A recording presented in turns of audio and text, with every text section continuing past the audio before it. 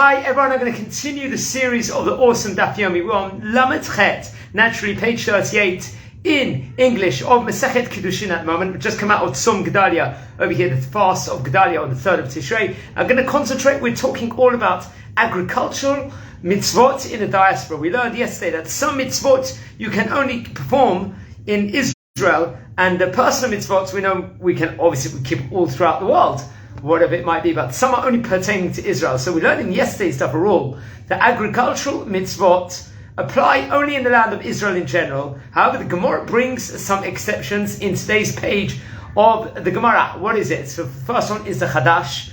The first one is Chadash, that is grain from the new harvest that cannot be eaten until after the Omer sacrifice is brought on the second day of Pesach. Naturally, we know when we do the Sefirat Omer. Another exception is Orlah. What is Orlah, friends? Fruit that grows during the first 3 years after a tree is planted. And the third thing is Kilayim. It is forbidden mixtures in planted fields and trees, which we very much, I believe it's related over in Parashat Ki Tetzeh in the book of Sefer Devarim over here. So the Gemara explains that each of these apply in the diaspora for other reasons. So I'll just go through it quickly in a nutshell. Hadash is biblically forbidden, which we see in Sefer Vayikra in chapter 25. Orla is the halacha, and kilayim is forbidden.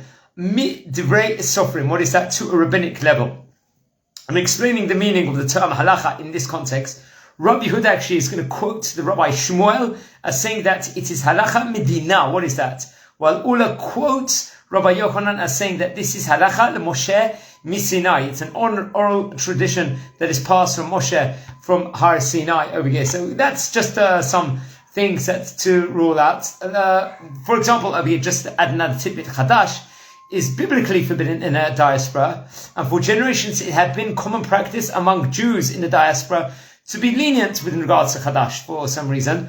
The Rama actually argues that in most cases a possibility that grain arriving in a marketplace is Chadash is a Safek Sveika. That is, what is that? It's a double doubt within regards to a situation where one can be lenient. For example, for sure that grain may have been from the last year's crop, and even if it was from this year's crop, perhaps it was planted before Pesach over here. But guys, look into the Daf much more. There's a lot of Perushim on it, a lot to be learned about it. Page 38, Lamed of Masechet Kiddushin. This is a tidbit from the steinsaltz.org website from Rabbi Adin Steinsaltz. I very much recommend everyone to read his notes daily and look over the Koran Gemara. I'd like to dedicate this Lilun Yishmat Michal Bat Rachel, and wishing all a good week and a powerful Aseret Yemei Teshuvah as we come inside Yom Kippur next week.